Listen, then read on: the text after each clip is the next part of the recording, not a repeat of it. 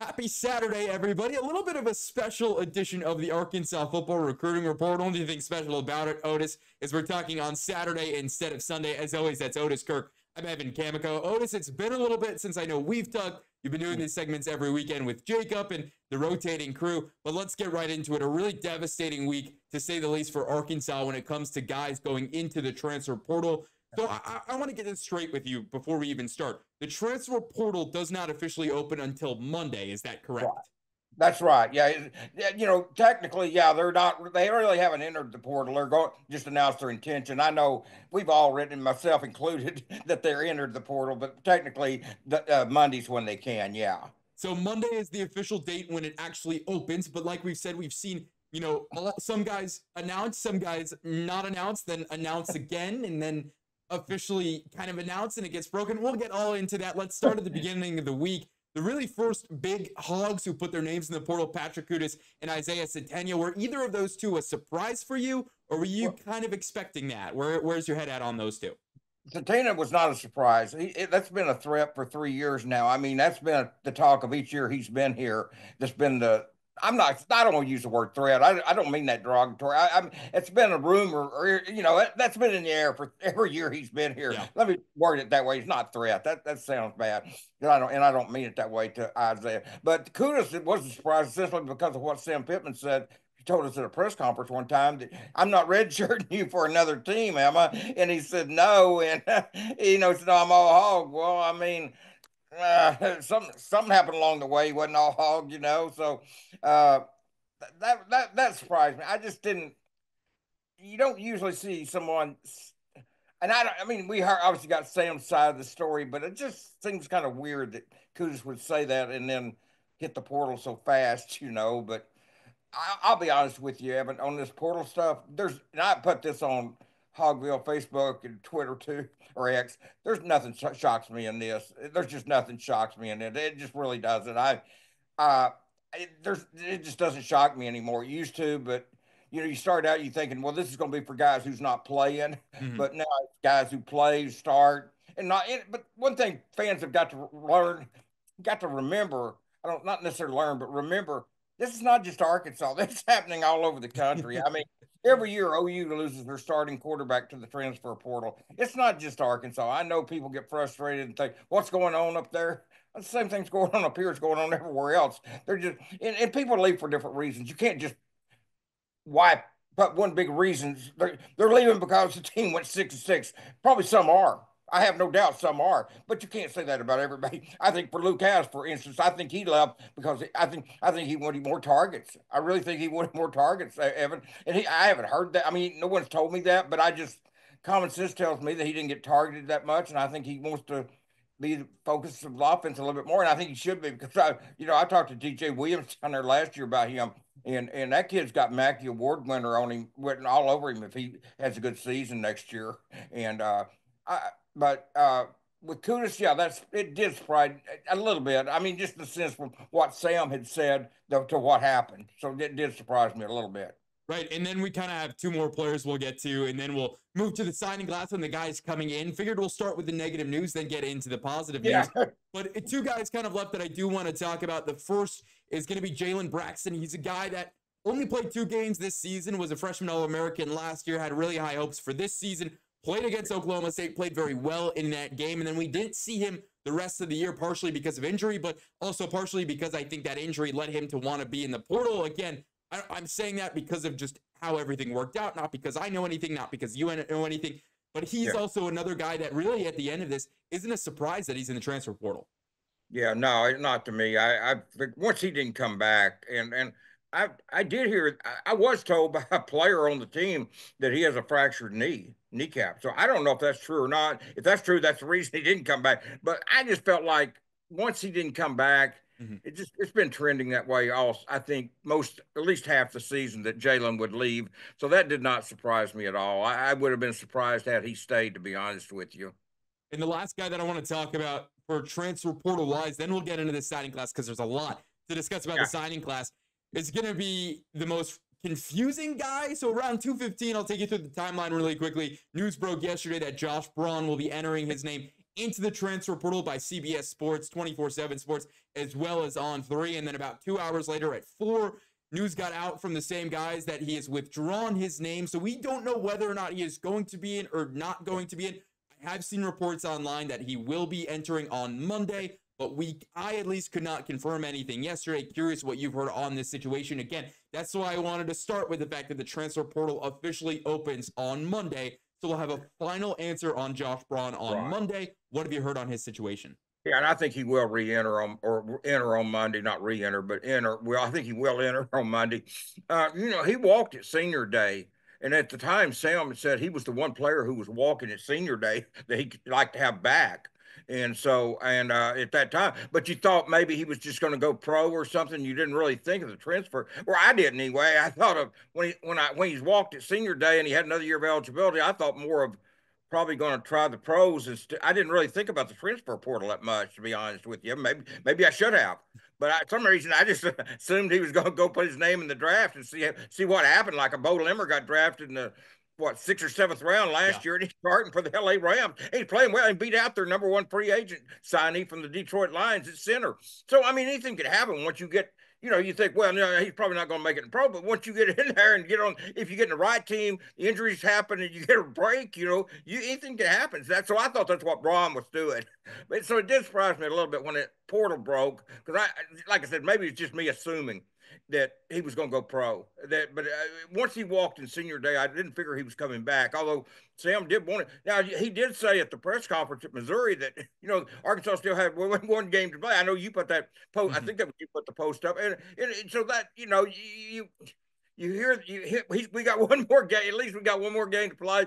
And then kudos, no, coach, you're not redshirting me for another. But it's kind of weird where the offensive line happenings are going on there. So it's been a strange happening. Not shocking, but strange to say the least. And I don't think it's going to get any less strange or anything else along the way. I mean, it just seems to be really crazy. But like I said, I just think Arkansas fans have just got to remember this is going on all over the country. I know that doesn't make it any better for them. I mean, they're tired of seeing good players leave. But honestly, I think Arkansas can be okay on the offensive line, assuming nobody else leaves. I think they've got some guys who probably need to be playing guard, and I think Kobe Brandon's going to be a player who comes on and was going to take somebody's spot anyway. And Marion Harris, I really think it's probably more of a guard than a tackle, but could play tackle. You've got Addison Nichols, so as long as he stays. Fernando Carmona also announced he's coming back. Yeah, Carmona coming back. To me, he was the best one on the offensive line. So you get Carmona back, and if Nichols stays, then I think Marion Harris, Kobe Branham, Keyshawn Blackstock, and the other guys they've got, and then the kid we had on here a week or two ago, Bubba Craig, he can help. So, I think they're going to be okay on the offensive line. They weren't exactly dominators there this year. So I don't think it's necessarily a bad thing what's happening on the offensive line, but I do think that it's been kind of a strange the way that's went down with those two players there, because I just didn't expect. I thought when Kudas said that with Coach Pittman, that he probably was going. You take a man for his word, and like I said, maybe there's more to that story, and we don't know the whole story. I don't know, but I'm just going by what we've been told and what was said. So that's all we got to go by. So but yeah, it's just been strange, but. Not, like I said, it's just kind of the way this is 2024, man. It probably ain't going to change till some rules get changed, I know we've talked about it. Welcome to the new era of college football. This is the norm we've seen all over the country. Vanderbilt as well lost one of their top offensive linemen, some O-line from Texas A&M in the portal. So there's a lot of really good pieces out there, and I'm sure Sam Pittman will be very high on some of these guys' lists because of how well he is at recruiting offensive line. Not to mention, look, when we talk about the O-line, and I think there's more of an issue when it comes to the skill position right now. If Taylon Green comes back, who's going to catch passes? Who are the tight ends outside of maybe Maddox Lassiter right now in the room? But those are all problems for the immediate future in the bowl game. But if you look long-term, they're going to have to find wide receivers. And the offensive line, look, last year was one of the worst in the country. This year, Arkansas had a top 35 rushing offense in the entire country. That's back to where they're used to being. So you saw the improvement from the O-line. And again, it was a makeshift, I'd say, O-line that brought in a lot of transfers. And they did pretty well in being in the top half of the SEC in rushing offense. So I don't think it's overly concerning, but I think to your point, and it's absolutely correct, very strange what's happened over the last 48 hours or so. And let's talk about strange too, because I just feel like this is a strange week we'll move into National Signing Day, and the Arkansas recruiting class for the class of 2025 through pretty much 2 o'clock, I would say, everything kind of felt normal. You had Tavian Wallace give all Hog fans a little bit of a heart attack going on with a Florida shirt. Everyone was saying, oh, Florida State, he might flip, he might flip. Did the really cool video. He ended up being an Arkansas Razorback and signing that letter. And then around 2 o'clock is when the big news hit. Madden Yamaliava, as well as Jace Brown, 2 guys from California, 4-star quarterback, 3-star wide receiver, both flipped from UCLA to Arkansas. What do you have on that? What's the latest news there? Because Courtney and I were sitting here and we were jaws on the floor. We were shocked. Yeah, I heard that Madden was at the Tennessee-Arkansas game and was impressed with Arkansas and the atmosphere. And that's why I said he wasn't even there as a recruit. He was there to see his brother play because he was ineligible out at Long Beach Poly this year. And so he got to see the atmosphere. I heard he called Taylor Green and asked him, what he felt about Bobby Petrino developing quarterbacks and stuff. And everything was positive. And so he signed with the Razorbacks. I think he liked the direction of the Arkansas offense better than maybe UCLA. And I do know UCLA fired their offensive coordinator the next day. So they were having issues there.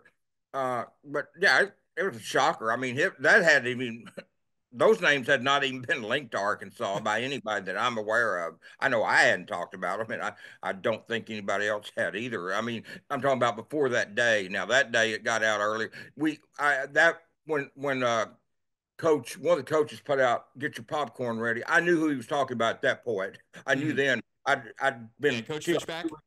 Yeah, I knew who he was talking about at that point. So I knew that then it was a possibility that it was coming. But prior to that day, I don't think anybody really had much on that. But yeah, Madden is I mean, obviously, and I think he didn't play this year. I think that's one reason he got knocked. He didn't get knocked. I mean, he got moved down a little bit in the standings, but they said he was actually higher than that before he didn't play and stuff. So I think there's a big quarterback. They signed 2 4-star quarterbacks, he and Grayson Wilson. So.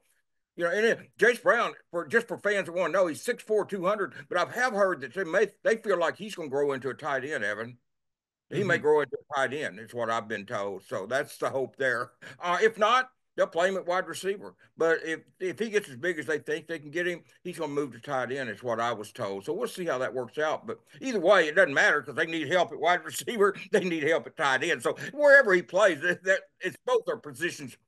I would say on the offense, those are the 2 positions of need, the offensive line and tight end. I mean, those are the big priorities on the offensive side of the ball. Yeah, you'd love to see those guys. Sorry to cut you off really quickly, but you'd love to see someone like Jace Brown maybe grow into a bit of a Brock Bowers and have that small, be able to play in the slot, also block on the edge. If they are talking about getting him up a little bit and playing him off the offensive line, could be something that's really beneficial for Madden Yamaliava or Taylor Green or Grayson Wilson, whoever's under center. But I want to talk quickly about Grayson Wilson. After he was talking to the press and said he was surprised and was told that they were not going to go after another quarterback. What did you make of those comments? What have you heard if you've talked to Grayson in the recent days? But I do love that he had to say afterwards, he said, you know what, I'm going to go in, I'm going to compete my tail off because that's how it works, and I'm going to do everything I can to be the starting quarterback for this team. I love that comment, wanted to throw that out there. Really mature answer for a kid who's 17, 18, and was probably blindsided by the news of Madden Yamaliava coming to Arkansas. He was blindsided, but I think Grayson's a competitor, though. He's not the kind that's going to run from a battle. And the thing about it is, Malachi hit the portal, and and there's rumors that KJ could possibly hit it. KJ Jackson. It hasn't happened yet. It may not happen, but I'm just saying that rumor is out there that he may. So it probably felt like they needed, if assuming Taylor Green's coming back and Blake Boda, that's your quarterbacks right now. So then you would need, so you're getting kind of thin there. Yeah. And KJ, even if he comes back, you still like to have 5 quarterbacks. So I think people underestimate Grayson Wilson. I think people don't understand how good that kid really is. I mean, he's the type of player that, he was overlooked for a while by Arkansas until Dan Enos came here and started recruiting him. Browse really wasn't paying him any attention. But, yeah, I mean, I don't think – he was blindsided, but I don't think he's the type. Well, I know he's not the type that's going to run for a fight or a battle, competing. And whether it's Madden or someone else, you're going to have someone to compete against. It's just the way it is. Next year they got Javon Gilmore committed, so I mean, it's always going to be somebody you're competing with. So I mean, whether it's another guy in this class, and I don't know. I do know they had planned to just sign one. Maybe it's a case too. and we didn't get the benefit of having a press conference on signing day, so we haven't heard from the coaches. But it might be a case too of where you get on Madden and all of a sudden he wants to come. It's just simply too good to turn down. Yeah. You can't. Arkansas's not in a position. We talk about priorities in the portal. I was talking about tight end, wide receiver, but they're not good enough. Evan, Arkansas is not good enough to turn down a great player at any position. Whether it's a position of, so if a great player wants to come, I don't think they're offense, defense, or wherever. I don't think they're in, even if some great kicker wanted to come, even though you just signed the number one kicker. I don't know if you can turn him down. So, I mean, I'm not saying some poor kicker will come. I'm just saying I don't know if you're in a position to turn him down if he does want to come. So, I think Arkansas is in a position where if a kid like Madden wants to come, you take him, and I don't know if they really. I don't think they really expected that till maybe later in the process, and that's probably what led to confusion.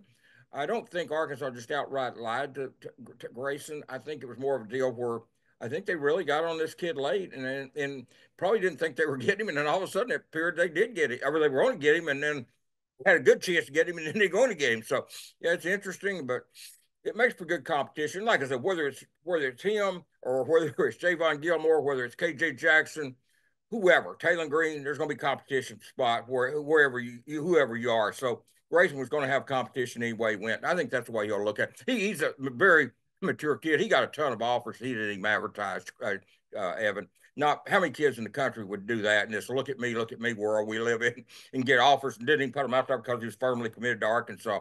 And but Grayson's a good quarterback in his own right, and I think people I have had some fans kind of write him off once they heard of this other kid coming.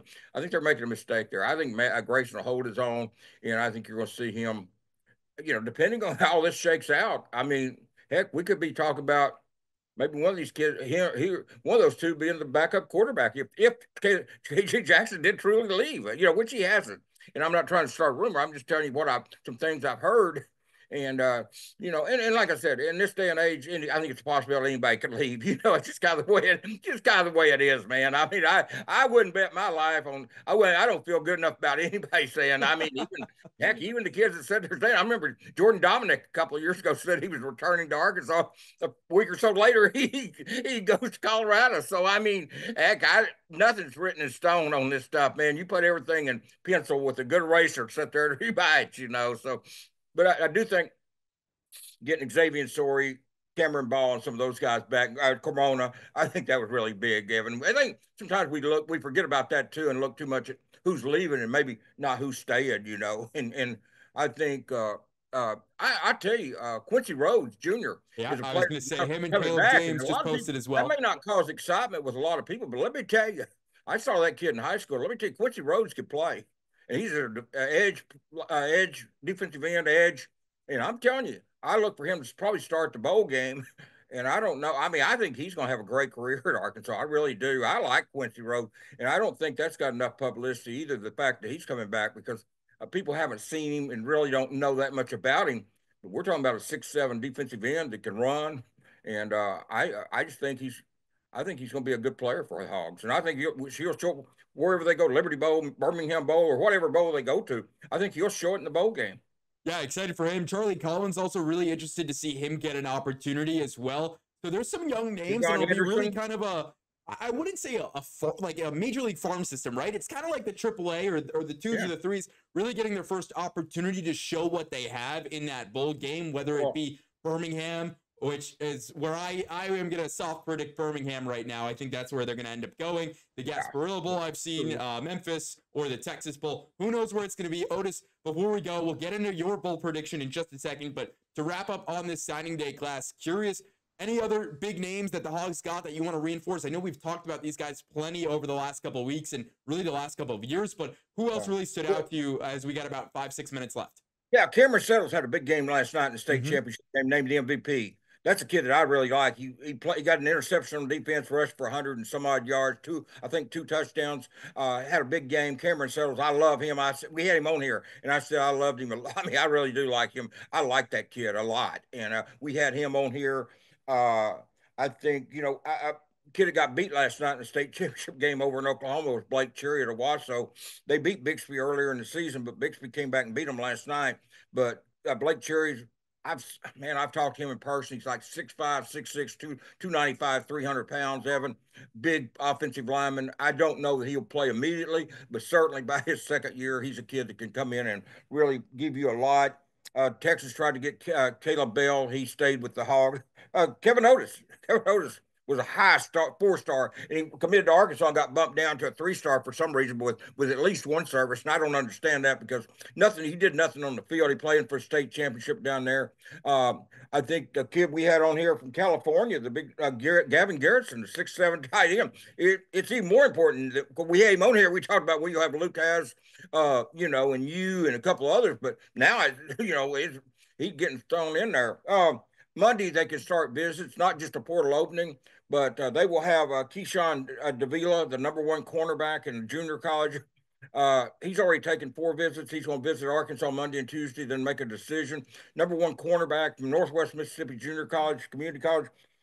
Zach Atkins, a tight end from Northwest Missouri State, who has LSU, Ole Miss, tons of Kentucky, tons of SEC offers. Will be here Wednesday, a tight end, 6'3", 240, with a high school receiver, high school kid, a wide receiver, not that big, and grew into a tight end in college, kind of like we talked about with the Jace Brown kid from California that they hope happens. Same thing. Raylan Sharp, who played for Coach Petrino and Coach Fouch at Missouri State, played at Fresno this year. He had about 73 catches 2 years ago up at Southwest Missouri State. But he'll be here Wednesday as well, wide receiver. So they're going to start bringing in kids next week for official visits. So we will start hearing kids, not just kids staying with the team, but new players coming on board. And to me, that's the key with the portal. It's not so much who you lose. Do you replace them with as good or better players? And if you can do that, you've got a chance. And that's what Arkansas's got to do. And I think I felt like last year, honestly, they met that challenge. I felt like they brought in kids just as good as the ones that lost for the most part. And I'm not sitting there saying they'll bring in a Luke Has tight end. It's good. They probably won't. But I'm talking about the overall class is what I'm talking about. The whole thing. And so but I do think if they hold on to pretty much what they've got now, they're going to be okay there. And I do expect a few more to enter the portal, but we'll see. But hopefully they can keep Braylon Russell around. We'll see how that turns out. There's rumors going there. I hope he stays, but these kids are going to do what's best for them, and that's what they should do. It is interesting that, and I'll be quick with this, but Micah Tees went to A&M from Tulsa Booker T. Washington. He entered the portal. T.J. Lindsey from Bryant went to Auburn. He entered the portal. Jaquan McCray, big offensive lineman, 380 pounds or something from Alabama, went to Oregon. He entered the portal. So some kids that they somewhat missed on, I guess, didn't get that they thought they had chances at. In fact, Tees was committed to them at one time.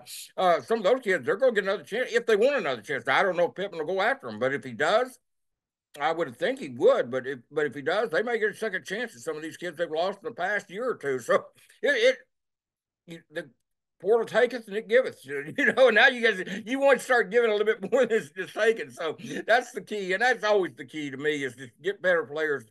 Don't fall behind, because I know where the people talking to me about where the high school class was ranked. I'm not concerned about that. What the key is, what you do in the portal. Those are going to be your impact players. And I don't think the class was nearly as bad as it was ranked. Because, like I said, Kevin Otis got knocked down to a 3-star. He's not a 3-star. Caleb Bell's a 3-star. Texas tried to get him. Probably would have moved up to a 4-star had he committed to Texas. Just Tavion Wallace stuck. I thought that was big. They could not afford to lose Tavion Wallace. That was big. So I like what happened, Evan. I think they got a chance. Now obviously that's a positive spin on it, and it could turn into a negative if they don't do well in the portal, and they've got to do well in the portal. There's not a hope or a must. It's an absolute must. Is what it is, and so we'll see if that happens, and it's not guaranteed it will. But they've got a tough schedule next year, and they need to really hit in the portal because they start off with schools like Notre Dame and Memphis and schools like that. And Arkansas State, that's going to be their Super Bowl. Mm-hmm. The road ahead is not easy. Otis, really quickly, we got about a minute and a half before we have to get out of here. Bowl predictions. Where are you saying Arkansas is going to go? We find out tomorrow. Yeah, I think I'm like you. I think the Birmingham Bowl. If not, probably the Liberty Bowl, but I think they'll probably end up in Birmingham. I mean, 6-6. they should have won 8 or 9 games this year. They should have. They blew some games, including Oklahoma State. I think they should have beaten Missouri and A&M, but whatever. It is what it is. But I think they'll end up in Birmingham.